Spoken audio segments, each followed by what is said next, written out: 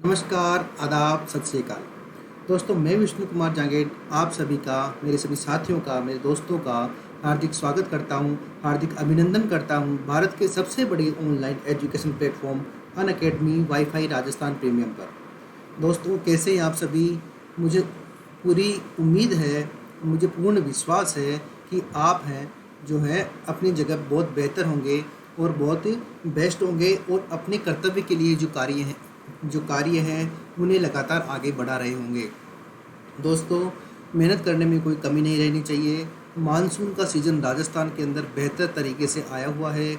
जयपुर की जो राजस्थान की राजधानी है जयपुर, जिसे हम गुलाबी नगरी कहते हैं, भारत का पेरिस कहते हैं, वो वास्तव में आज ऐसा लग रहा है जैसे स्नोइंग हो रही है, जैसे हल्की हल्की बर्फ़ गिर रही है। बर्फ़ तो नहीं कह सकते, लेकिन वो जो जो बारिश की जो बूंदें होती है ना, छोटी छोटी बूंदें, वो इस प्रकार से गिर रही है कि जैसे तो कोई फाउंटेन यानी कोई फव्वारा चला दिया हो। दोस्तों, इस तरीके का आज मौसम हो रहा है। तो सबसे पहले तो ये कि आप अपना स्वास्थ्य का ध्यान रखना, क्योंकि स्वास्थ्य जो है वो बहुत ज़रूरी है आपको आगे बढ़ने में दोस्तों। और इसी क्रम में हम आज आगे चलते हैं। जब हम आगे चलते हैं तो हमारा जो टॉपिक चल रहा था, जिसमें जो टॉपिक था वो राजस्थान का जो सामान्य परिचय थे, उसमें से पहला सब टॉपिक राजस्थान का मरुस्थलीय भाग जो है वो चल रहा था।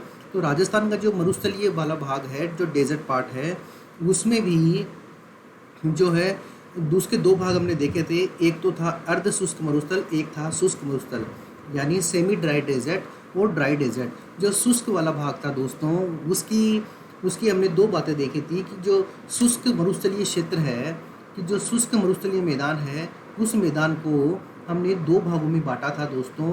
एक का नाम है बालू का स्तूप युक्त, क्या नाम है दोस्तों? बालू का स्तूप युक्त क्षेत्र। और एक का नाम है बालू का स्तूप मुक्त क्षेत्र। ठीक है दोस्तों।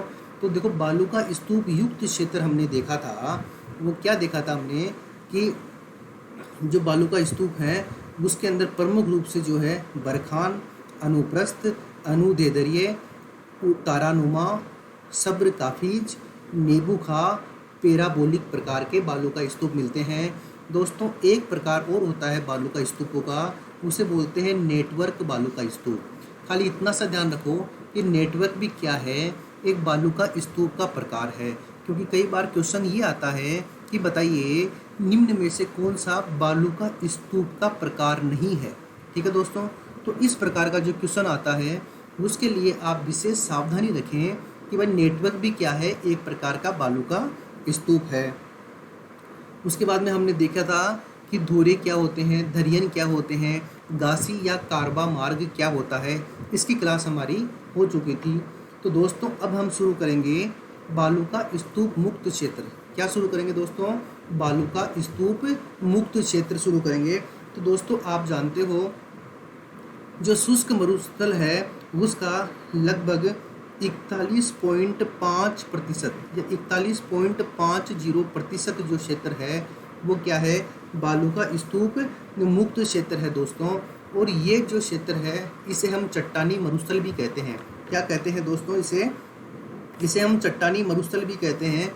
तो देखिए दोस्तों, ये जो क्षेत्र है ना, ये मुख्य रूप से हमारे पोखरण कहाँ है? जैसलमेर में है। दूसरा हमारे फलोदी क्षेत्र में, और फलोदी कहाँ है? हमारे जोधपुर में है। तीसरा हमारा जो सिवाना क्षेत्र है, जो जालोर बाड़मेर के पास पड़ता है, इन क्षेत्रों के अंदर ये मरुस्थल मिलता है। और इस मरुस्थल को क्या बोलते हैं दोस्तों? इसे बोलते हैं दोस्तों चट्टानी मरुस्थल। क्या बोलते हैं? चट्टानी मरुस्थल बोलते हैं दोस्तों। बात समझ आ रही है आपको? हम पढ़ रहे हैं बालू का स्तूप मुक्त क्षेत्र यानी चट्टानी मरुस्थल। आइए चलते हैं आगे। देखो, चट्टानी मरुस्थल, इसे ही क्या बोलते हैं? बालू का स्तूप मुक्त क्षेत्र बोलते हैं दोस्तों।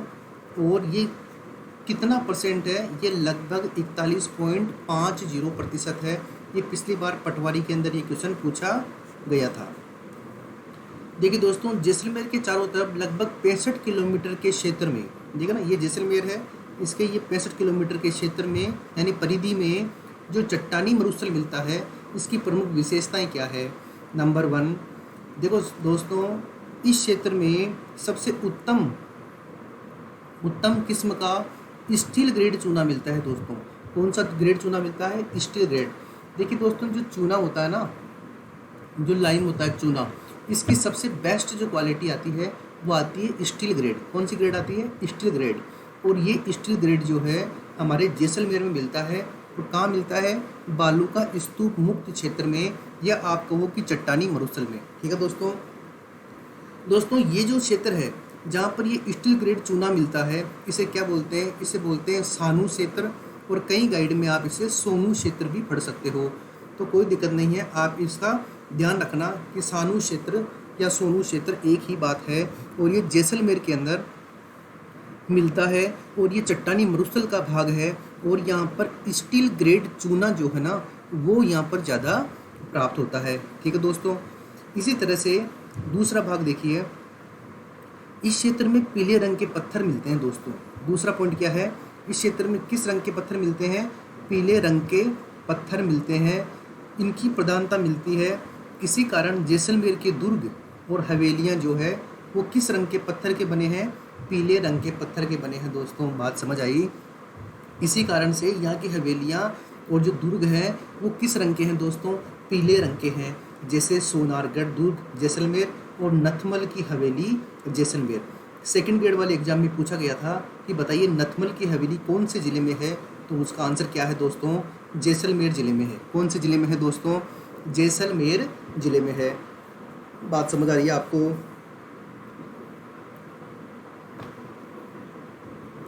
आगे चलते हैं दोस्तों। तो देखिए, आगे लिखा हुआ है इस चट्टानी प्रदेश के पश्चिम भाग में, ठीक है ना, इस चट्टानी प्रदेश के पश्चिम भाग में लिखा हुआ है पोखरण से लेकर मोहनगढ़ तक 60 किलोमीटर लंबी जलपट्टी है, जिसे लाठी सीरीज कहा जाता है। और इस सीरीज पर सेवण घास का उत्पादन होता है दोस्तों। दोस्तों, ये क्या आ गई? हमारे लाठी सीरीज आ गई है।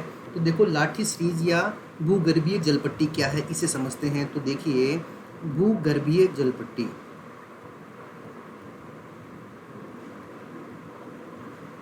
क्वेश्चन आता है दोस्तों यहाँ से।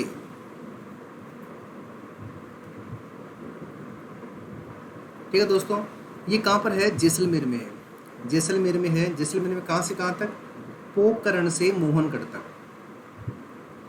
पोखरण से मोहनगढ़ तक। इसकी लंबाई कितनी है दोस्तों? इसकी लंबाई की बात करें तो इसकी लंबाई है 60 किलोमीटर, यानी 60 किलोमीटर है दोस्तों। बात समझ आ गई? इस मोहनगढ़ के पास में ये एक यहाँ पर नलकूप है दोस्तों। ये क्या है? एक नलकूप है। और इस नलकूप का नाम क्या है? इस नलकूप का नाम है दोस्तों चांदन नलकूप। कौन सा नलकूप है दोस्तों? चांदन नलकूप है। और इसका उपनाम क्या है? इसका उपनाम है दोस्तों थार का घड़ा। कई बार एग्जाम में पूछा गया है कि थार का घड़ा क्या है? तो थार का घड़ा क्या है दोस्तों? चांदन नलकूप है साथियों देखो, इसे थार का घड़ा क्यों कहते हैं? क्योंकि यहाँ अथाह मीठे जल के भंडार हैं। किसका भंडार है दोस्तों? अथाह मीठे जल का भंडार है। यानी देखो, जैसलमेर का क्षेत्र है। देखो, पहली बात तो क्षेत्र कौन सा है? जैसलमेर वाला क्षेत्र है। और यहाँ पर तो मरुस्थल है। तो मरुस्थल में जो पानी मिलता है वो किस प्रकार का होता है? खारा होता है, खारे प्रकार का होता है। ठीक है, लेकिन फिर भी यहाँ पर पानी मिल रहा है, और वो भी अनलिमिटेड। चलो कोई दिक्कत नहीं, अनलिमिटेड भी ठीक है, लेकिन वो भी कैसा? मीठा पानी मिल रहा है दोस्तों। इसीलिए इसे क्या बोलते हैं? थार का घड़ा कहते हैं साथियों। इसी क्रम में जब हम आगे चलते हैं तो देखिए दोस्तों, यहाँ पर इस भूगर्भीय जल पट्टी के ऊपर एक विशेष प्रकार की घास मिलती है दोस्तों। क्या मिलती है? विशेष घास मिलती है। और इस घास का नाम क्या है दोस्तों? इस घास का नाम है सेवण घास। और सेवण घास का ही दूसरा नाम है लिलोण घास। क्या नाम है? लिलोण घास। और इसका ही तीसरा नाम है दोस्तों लिसियूरुस सिडिकुस। लिसियूरुस सिडिकुस। ये तीसरा इसका नाम है, ये वैज्ञानिक नाम है। और ये जो लिसियूरुस सिडिकुस है, ये घास क्या होती है दोस्तों, ये घास बड़ी ही पौष्टिक होती है। इसलिए इस घास को राजस्थान का राज्य पक्षी गोडावन गोडावन इसे खाता है और यहाँ पर गोडावन रहता है। और इसलिए इस क्षेत्र को गोडावन की शरण स्थली कहते हैं दोस्तों। क्या कहते हैं? गोडावन की शरण स्थली, यानी रेस्क्यू पैलेस ऑफ गोडावन। इसे क्या कहते हैं दोस्तों? गोडावन की शरण स्थली कहते हैं दोस्तों। और इसी घास को एक यहाँ पर गाय की किस नस्ल रहती है जिसका नाम है थार पारकर। क्या नाम है दोस्तों? थार पारकर। ये जैसलमेर क्षेत्र में पाई जाती है। और ये क्या है? गाय की क्या है दोस्तों? नस्ल है। और ये कहाँ पाई जाती है? ये जैसलमेर क्षेत्र में पाई जाती है। और वो भी क्या है? इस घास को खाती है। और घास को खाकर क्या करती है दोस्तों?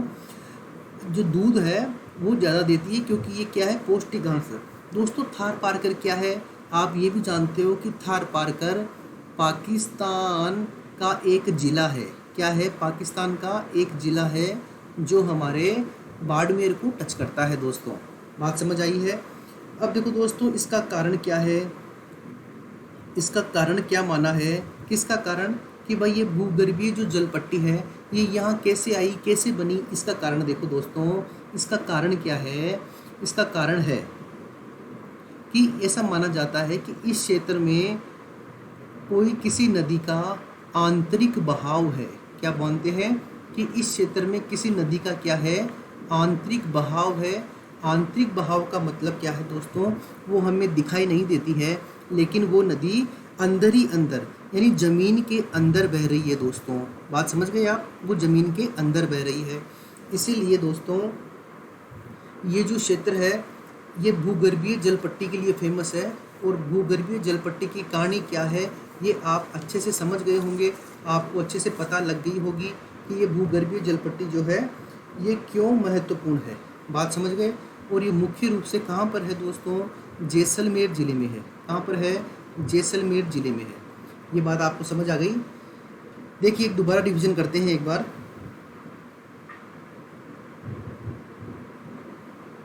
भूगर्भीय जल पट्टी, ये लाठी सीरीज क्षेत्र भी कहते हैं इसे, और ये जैसलमेर में है। देखो मोहनगढ़ से लेकर पोखरण तक, मोहनगढ़ से लेकर पोखरण तक एक 60 किलोमीटर लंबी फैली हुई एक पट्टी है, जहाँ पर नीचे क्या है? आंतरिक बहाव है किसी नदी का, जिसकी वजह से यहाँ पानी मिलता है। यहाँ पर मोहनगढ़ के पास में एक नलकूप या कुआं खोदा गया है जिसका नाम है चांदन नलकूप, जिसका उपनाम है थार का गढ़ा। और इसलिए कहते हैं इस थार का गढ़ा क्योंकि यहाँ पर अथाह मीठे जल का भंडार है। और इसका कारण क्या है? आंतरिक बहाव। दूसरी बात हमने देखी कि इस क्षेत्र में एक घास मिलती है जिसका नाम है सेवण घास, जिसका दूसरा नाम है लिलोण घास, जिसका तीसरा नाम है लिसियूरुस सिडिकुस। ये घास क्या होती है? बहुत ज़्यादा पौष्टिक होती है। और यहाँ पर राजस्थान का जो राज्य पक्षी है गोडावन वो निवास करता है। इसलिए इस क्षेत्र को रेस्क्यू पैलेस ऑफ गोडावन, यानी गोडावन की शरण स्थली कहते हैं दोस्तों। और इसी घास को थार पारकर नस्ल की जो गाय है वो भी खाती है और बड़ी पौष्टिक रहती है जो ये घास, इसलिए इसका पसंदीदा भोजन है थार पारकर का ये। और थार पारकर एक पाकिस्तान का क्या है दोस्तों? एक ज़िला भी है। तो दोस्तों ये थी भूगर्भीय जल पट्टी जो कहाँ मिल रही है हमें? बालूका स्तूप जो मुक्त क्षेत्र है वहाँ मिल रही है दोस्तों। दूसरी बात देखिए बालूका स्तूप मुक्त क्षेत्र की, यहाँ पर जो है अवसादी चट्टानें मिलती है दोस्तों। कैसी चट्टानें मिलती है? सेडिमेंट्री रॉक्स, अवसादी चट्टानें। ये अवसादी चट्टानें जो हैं ये किसकी सोर्स है? सबसे पहली बात तो ये टर्शियरी काल की है। कौन से काल की है दोस्तों? टर्शियरी काल की है ये चट्टानें। और इन चट्टानों में ही राजस्थान के पश्चिम भाग में प्राकृतिक तेल या क्रूड और प्राकृतिक गैस, क्रूड ऑयल और नेचुरल गैस, प्राकृतिक गैस प्राप्त होती है दोस्तों। एक क्वेश्चन है कि राजस्थान के अंदर प्राकृतिक तेल और गैस मिलते हैं। वहाँ लिखा होगा आपके कि जो अर्धशुष्क मरुस्थलीय क्षेत्र में शुष्क मरुस्थलीय क्षेत्र में, अवसादी चट्टानों वाले क्षेत्र में, या फिर बालू का स्तूप युक्त वाले क्षेत्र में। तो क्या करना है, चट्टानी मरुस्थल में या फिर अवसादी चट्टानों वाले क्षेत्र में। ठीक है दोस्तों, आगे चलते हैं। देखो लिखा हुआ है इसके दक्षिण भाग में, यानी जो जैसलमेर वाला भाग है इसके दक्षिण में, यानी जो हमारा भूगर्भीय जल पट्टी है उसके साउथ की बात कर रहा है। वहाँ पर एक गांव है आकल। क्या गांव है, आकल एक गांव का नाम है, जहाँ पर आकल कास्ट जीवाश्म पार्क यानी ओकल वुड फोसिल पार्क स्थित है दोस्तों। अब देखो दोस्तों ये क्या है, ओकल वुड फोसिल पार्क, ये देख लो।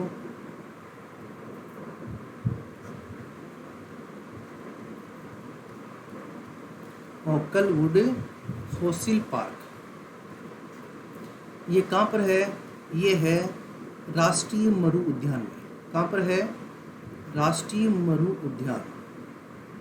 ध्यान रखना ये क्या है, राजस्थान का सबसे बड़ा अभयारण्य है। और सबसे छोटा अभयारण्य कौन सा है, सरिस्का ए। सरिस्का ए ये सबसे छोटा अभयारण्य है और ये कहाँ है, अलवर में है।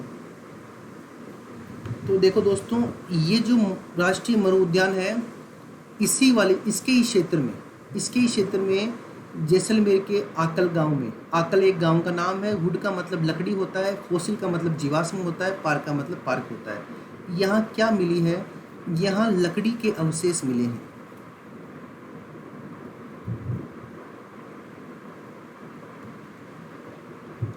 और ये कितने पुराने हैं, इनका समय क्या है, 18 करोड़ वर्ष पूर्व का समय है दोस्तों। 18 करोड़ वर्ष पूर्व का समय है। कौन से काल के हैं, तो दोस्तों ये जुरासिक काल के हैं। कौन से काल के हैं, जुरासिक काल के हैं। बात समझ आ रही है आपको।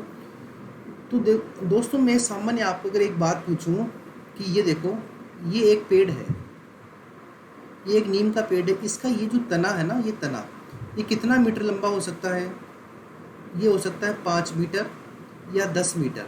10 मीटर तने का जो नीम का पेड़ होता है ना दोस्तों, वो बहुत ज़्यादा क्या होता है, विशाल होता है, बहुत क्या बड़ा होता है। मेरी बात समझ रहे हो ना आप।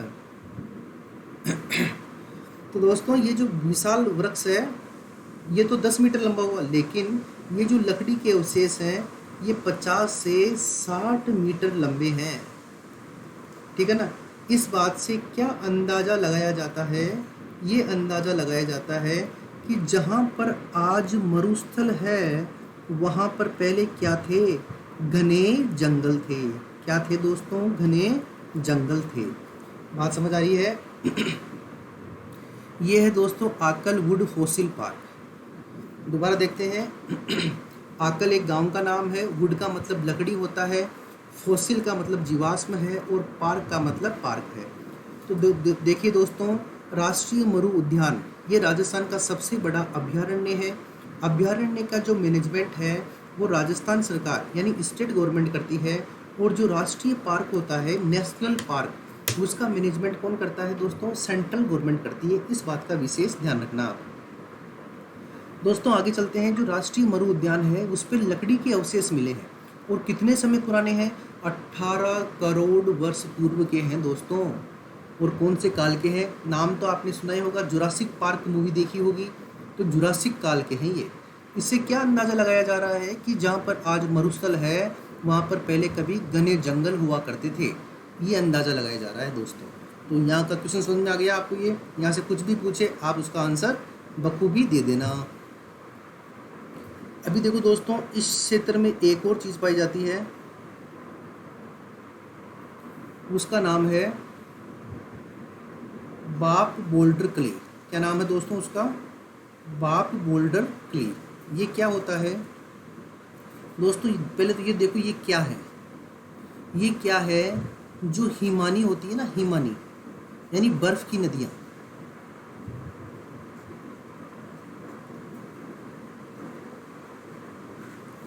ये क्या है? हिमानी के अवशेष हैं दोस्तों। क्या है ये? हिमानी के अवशेष हैं। ठीक है, कहाँ पर है ये? कहाँ पर है ये? जोधपुर में है। कहाँ पर है? जोधपुर में। और ये कौन से काल के हैं दोस्तों? ये है कार्बोनीफेरस काल के। कार्बोनीफेरस काल के। तो दोस्तों देखो क्या होता है, नदियाँ दो प्रकार की होती है, ठीक है ना। एक तो पानी की नदियाँ होती है जिन्हें नदियाँ कहते हैं, एक बर्फ़ की नदियाँ होती है जिन्हें हिमानी कहते हैं। क्या कहते हैं? हिमानी। जिस प्रकार पानी की नदियों में जल बहता है और अपने साथ में अवसाद लेकर आती है, ठीक है ना, वो जमा करती है, ऐसे की ऐसे ही हिमानी भी अपने साथ क्या लेके आती है? अवसाद लेके आती है और उन्हें जमा करती है। जल की नदियाँ तेज बहती है जबकि हिमानी की नदियाँ धीरे बहती है। तो ये अवसाद जो है ना, सेडिमेंट, ये दिखाता है कि यहाँ पर क्या है? हिमानी यानी बर्फ़ की नदियाँ थी। तो भैया हमारे जोधपुर में कार्बोनीफेरस काल का हिमानी के अवसाद मिले हैं, जो ये प्रूव करते हैं कि यहाँ पर पहले बर्फ़ की नदियाँ भी थी। दोस्तों आपको जानकर ताजुब होगा इस बारे में कि ये अरावली आ गई और ये जोधपुर। अब देखो यहाँ तो है हिमानी, ठीक है ना, और ये जैसलमेर, यानी यहाँ से कोई नदी बहा करती होगी। और ये जैसलमेर, यहाँ पर है घने जंगल। देखो ये घने जंगल तो कौन प्रूव कर रहा है? Akal wood fossil park. और बाब बोल्डर क्ले क्या प्रूव कर रहा है? कि यहाँ बर्फ़ की नदियाँ थी और ये नदियाँ बहती थी और यहाँ पर जो है बर्फ़ की नदियाँ और जंगल के अवशेष मिले हैं। इसका मतलब ये दोनों चीज़ें क्या प्रूव कर रही है? ये दोनों चीज़ें प्रूव कर रही है कि जहाँ पर आज मरुस्थल है वहाँ पर पहले घने जंगल हो सकते हैं, या फिर वहाँ पर नदियाँ हो सकती है, बड़ी नदियाँ। ठीक है दोस्तों। तो देखो दोस्तों ये चीज़ें बड़ी काम की है और आपको ये चीज़ें जानना भी बहुत ज़रूरी है, इसलिए मैं आपको ये बता रहा हूँ। तो दोस्तों आकलवुड फॉसिल पार्क हो गया, बाप बोल्डर क्ले हो गया, और तीसरा हमारा भूगर्भीय जल पट्टी हो गया। चलिए आगे चलते हैं। देखो दोस्तों ये कंप्लीट हो गया हमारा। आकल गांव में एक पार्क है, आकलवुड फॉसिल पार्क, जहां पर 18 करोड़ वर्ष पूर्व के जुरासिक काल के क्या मिले हैं? लकड़ी के अवशेष मिले हैं। दूसरा, आकल गांव के पास ही मोहनगढ़ और पोखरण, यहाँ पर क्या है? जलपट्टी। और यहाँ पर क्या है? ये चांदन नलकूप है, जिसे क्या बोलते हैं? पिक्चर ऑफ थार, यानी थार का गढ़ा कहते हैं। दोस्तों इसके अलावा इस वाले भाग में कोई विशेष तथ्य नहीं है, इसकी चर्चा हम आगे करेंगे, ठीक है। ये हमारा कौन सा वाला भाग हुआ? यहाँ देखो, एक तो हमने देखा यहाँ पर अवसादी चट्टानें मिलती है, एक हमने देखा आकलवुड फॉसिल पार्क, एक हमने देखा बाप बोल्डर क्ले, एक हमने देखा भूगर्भीय जलपट्टी। ठीक है दोस्तों, ये चीज़ें हमने देखी है बालू का स्तूप मुक्त क्षेत्र में। ठीक है दोस्तों, आगे चलते हैं। देखो दोस्तों ये दूसरा हमारा हिस्सा आ गया, जिसका नाम है अर्ध शुष्क मरुस्थलीय प्रदेश। आप बखूबी जान गए होंगे इस प्रदेश को कि ये जो अरावली का हिस्सा है, ये अरावली है, और इस हिस्से, ये जो इसके अरावली के पश्चिम में जो हिस्सा है, इसे हम क्या बोलते हैं दोस्तों? मरुस्थलीय डेजर्ट रीजन बोलते हैं। और आपको ये भी पता है कि इस डेजर्ट रीजन को हमने दो भागों में बांटा है। एक भाग है 25 सेंटीमीटर वर्षा रेखा से लेकर रेड क्लिफ लाइन तक, जिसे हम बोलते हैं शुष्क मरुस्थल, ये वाला भाग, जिसके दो भाग हैं, जिसको दोनों का हमने देखा, बालू का स्तूप युक्त और बालू का स्तूप मुक्त। जो दूसरा रीजन है, जो 25 से 50 सेंटीमीटर वर्षा रेखा के बीच वाला भाग है दोस्तों, इसे हम बोलते हैं सेमी ड्राई डेजर्ट, यानी अर्ध शुष्क मरुस्थलीय प्रदेश, क्योंकि यहाँ 25 से 50 सेंटीमीटर क्या होती है? वर्षा होती है। और इसको हमने 4 भागों में बांटा है, जिसको आगे देखते हैं। देखो दोस्तों, इसकी पश्चिमी सीमा 25 सेंटीमीटर वर्षा रेखा, यानी ये पूर्वी सीमा है और ये पश्चिमी सीमा है। तो ये जो सीमा है, ये पूर्वी सीमा और अरावली पर्वतमाला इसकी पश्चिमी सीमा, पूर्वी सीमा बनाती है। यानी ये जो अर्ध शुष्क मैदान है इसकी वेस्टर्न साइड यानी पश्चिमी सीमा कौन है 25 सेंटीमीटर वर्षा रेखा, और पूर्वी सीमा कौन है अरावली पर्वतमाला।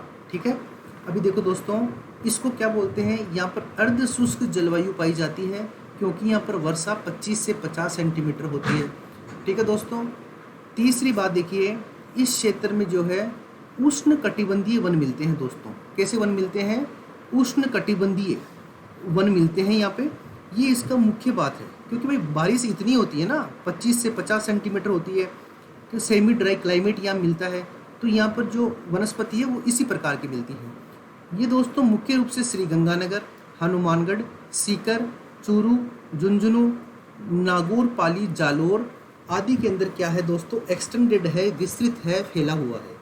बात समझ आ रही है आपको। नेक्स्ट देखो दोस्तों, इसको हमने 4 भागों में बांटा है दोस्तों। कितने भागों में बांटा है दोस्तों, 4 भागों में। पहला है गग्गर बेसिन, दूसरा है शेखावाटी प्रदेश, तीसरा है नागौरी उच्च भूमि, और चौथा है लूनी बेसिन। शेखावाटी जो प्रदेश है उसका पूरा नाम है शेखावाटी अंतः प्रवाह क्षेत्र, शेखावाटी अंतः प्रवाह क्षेत्र। और ये गग्गर बेसिन, अभी देखो ये क्या है गग्गर बेसिन। तो देखो दोस्तों, आप जानते हो ये हमारा हनुमानगढ़ है, ये हमारा श्रीगंगानगर है, और यहाँ से एक नदी आती है, और नदी हनुमानगढ़ और श्रीगंगानगर में बहती है और पाकिस्तान तक जाती है। और इस नदी का नाम क्या है दोस्तों, गग्गर नदी है। क्या नाम है, गग्गर नदी है दोस्तों इसका नाम। तो इसलिए इसका जो पहला भाग हुआ वो कौन सा हुआ, गग्गर बेसिन, ये वाला।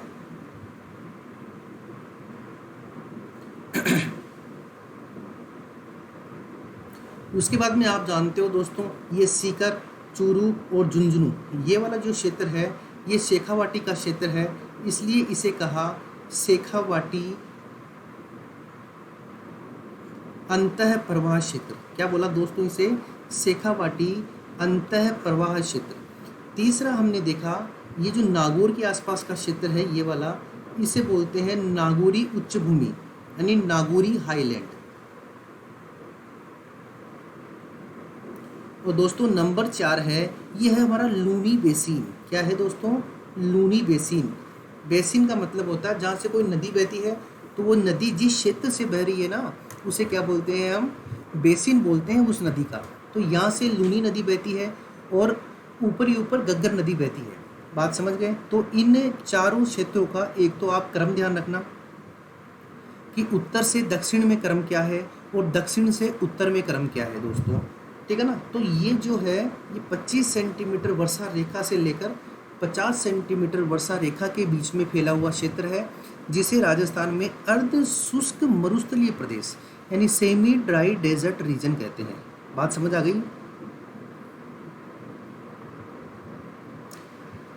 तो दोस्तों सबसे पहले हम देखते हैं गग्गर बेसिन के बारे में। ये जो गग्गर बेसिन है ये क्या कहता है, तो देखो ये मुख्य रूप से श्रीगंगानगर और हनुमानगढ़ में गग्गर नदी जहाँ से बहती है उस क्षेत्र में विस्तृत है, ठीक है ना। तो मुख्य रूप से कहाँ पर है, श्रीगंगानगर हनुमानगढ़ में है। और यहाँ की मुख्य नदी का नाम क्या है, गग्गर नदी है दोस्तों। क्या नाम है यहाँ की मुख्य नदी का, गग्गर नदी। और देखो दोस्तों इस क्षेत्र में गग्गर नदी के तट को या गग्गर नदी के बहाव क्षेत्र को नाली भी कहा जाता है। क्या कहा जाता है दोस्तों, नाली। नाली क्या है, गग्गर नदी का क्या है, ये बहाव क्षेत्र है और इसे क्या कहते हैं, नाली। नाली इसलिए कहते हैं क्योंकि जब इसका पार्ट जो है ना, जहाँ से नदी की चौड़ाई जो होती है, जब पानी बहुत कम होता है तो वो चौड़ाई क्या बहुत कम होती बिल्कुल कम हो जाती है, तब यूँ लगता है कि नदी नहीं तो नाली है। इसलिए उसके जो उसका बहाव क्षेत्र है उसे क्या बोलते हैं दोस्तों, नाली कहते हैं। बात समझ गए आप। देखो यहाँ पर नाली नस्ल की भेड़ भी मिलती है दोस्तों। नाली नस्ल की क्या मिलती है, शिप मिलती है, भेड़ भी मिलती है। हालांकि जब मैं आपको राजस्थान का पशुधन पढ़ा रहा हूँगा तब आपको मैं बताऊँगा भेड़ कौन सी मिलती है, बकरी कौन सी मिलती है, गाय कौन सी मिलती है, भैंस कौन सी मिलती है, गधे कौन से मिलते हैं, सूअर कौन से मिलते हैं, ठीक है, घोड़े कौन से मिलते हैं, इन सब की चर्चा करेंगे वहाँ पे। अभी इतना ध्यान रखो कि यहाँ पर नाली नस्ल की एक भेड़ भी मिलती है गग्गर बेसिन में। ये राजस्थान का सबसे अधिक उत्पादकता वाला क्षेत्र है और ये सबसे अधिक नहरी सिंचित क्षेत्र भी है। आपको पता है इस क्षेत्र के अंदर एक नहर है जो राजस्थान की काया पलट कर दी है उस नहर ने, और उसका नाम है इंदिरा गांधी नहर परियोजना। वो इसी क्षेत्र में है दोस्तों, इंदिरा गांधी नहर परियोजना। बात समझ गए आप? वो इसी क्षेत्र में है, ठीक है। इस पॉइंट को बाद में देखेंगे, वो इसी क्षेत्र में है। और दोस्तों इस क्षेत्र की एक और प्रसिद्ध चीज़ है जिसे हम बोलते हैं काठी या बग्गी। कोई आपसे पूछ ले कि बताइए दोस्तों काठी या बग्गी क्या है, तो आप बताना कि गग्गर बेसिन में एक चिकनी और उपजाऊ मिट्टी मिलती है। चिकनी और उपजाऊ यानी मच फर्टाइल, उपजाऊ मृदा मिलती है, जिसे क्या बोलते हैं दोस्तों? काठी या बग्गी बोलते हैं। क्या बोलते हैं दोस्तों? काठी या बग्गी बोलते हैं। और दोस्तों इस क्षेत्र के अंदर नहर से सिंचाई ज़्यादा करने के कारण यहाँ पर सेम की समस्या भी उत्पन्न हो गई दोस्तों। किसकी समस्या उत्पन्न हो गई दोस्तों? सेम की समस्या उत्पन्न हो गई।